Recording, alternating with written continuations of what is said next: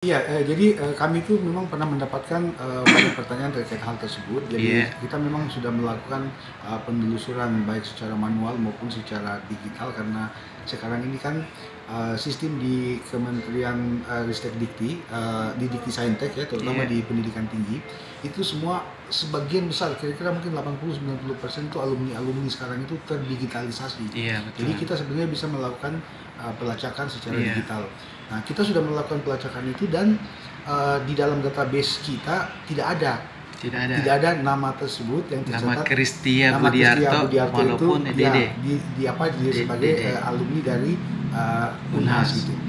Kemudian yang kedua, kami juga sebenarnya itu mempertanyakan karena informasi yang beredar kan bahwa dia disebut alumni dari Fakultas Ilmu Komunikasi. Iya. Nah, faktanya di Unhas kami tidak ada Fakultas Tidak ada Ilmu fakultas komunikasi ya, ya. Kita memang ada Ilmu Komunikasi, tetapi itu merupakan departemen atau jurusan di Iya. bawah Fakultas Ilmu Sosial dan Ilmu Ilmu sosial. Politik gitu. Iya, betul. Dan itu saya pikir merupakan merupakan satu hal yang menjadi pertanyaan memang kalau dia menyebut Fakultas Ilmu Komunikasi karena Di Unhas tidak ada. kita bukan jarang sih, memang tidak pernah Tidak ada ada. teman-teman yang lulus di komunikasi itu Iya. menyebut mereka Fakultas Ilmu Komunikasi. Iya, iya, iya. Karena Fakultas Ilmu Komunikasi adanya memang di beberapa perguruan tinggi lain Iya. di Indonesia, itu memang ada yang menggunakan Fakultas Ilmu Komunikasi. Tapi Iya. kalau di Unhas ilmu komunikasinya bukan fakultas begitu. Oh iya.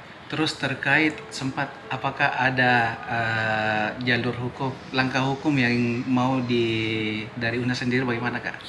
Kalau secara formal sih Unhas itu tidak memikirkan opsi seperti itu begitu. Iya. Karena kan kami itu standing position kami, kalau misalnya ada pihak-pihak yang merasa dirugikan karena dia menggunakan klaim itu, Iya. tentu nanti bisa meminta apakah konfirmasi kepada kami Konfirmasi, atau iya. bantuan atau dukungan kepada kami gitu. Iya. Karena selama ini Unhas itu tidak merasa dirugikan terutama secara material begitu Iya. dengan klaim tersebut. Nah, Iya. ini kan nanti kita itu berharap bahwa publik itu akan bisa lebih dewasa dan Iya.